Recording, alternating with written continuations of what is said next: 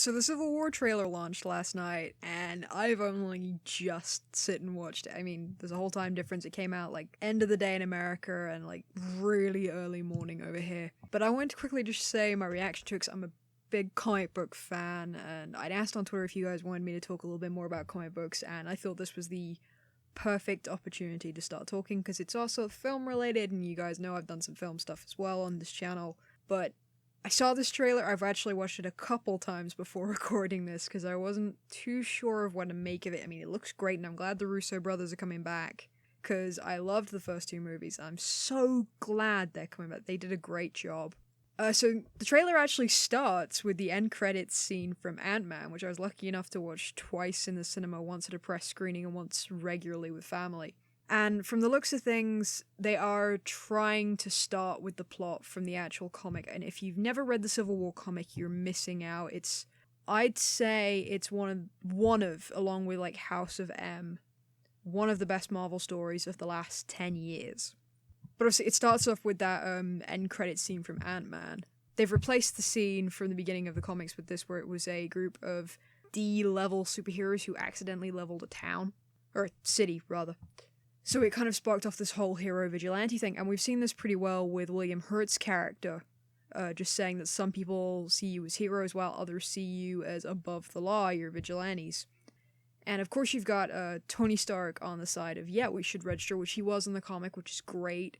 And then you've got Captain America, who was very much, well, we do have identities and people we want to protect, which I didn't really see that side of the argument here. I'm trying to find a reason other than Bucky's technically a criminal for him to be on the wrong side. I mean, I maybe need to watch it a couple more times.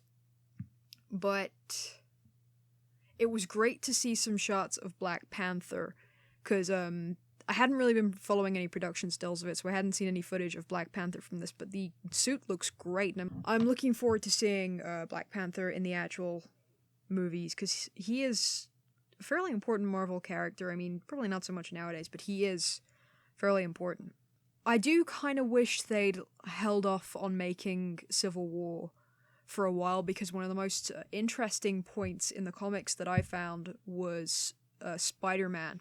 I don't want to spoil it too much, but he is kind of a linchpin in the original story. I mean, if you've read the story, then you know what I'm talking about. If you haven't, go read it, you'll know what I mean as soon as I say it. But Marvel announced that they had the rights to put Spider-Man in the movies, and he was going to be in Civil War, and it's great. Only problem is we're technically having to start off with a whole new Spider-Man, so his big reveal isn't as important if you did it in Civil War in the movies now as if it would be if Marvel did a few films with him.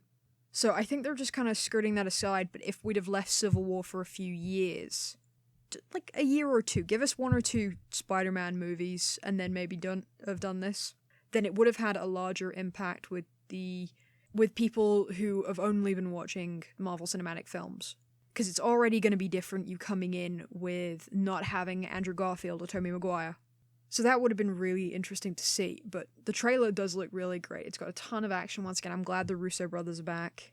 And I'm looking forward to seeing some more trailers for this. This is going to be really interesting.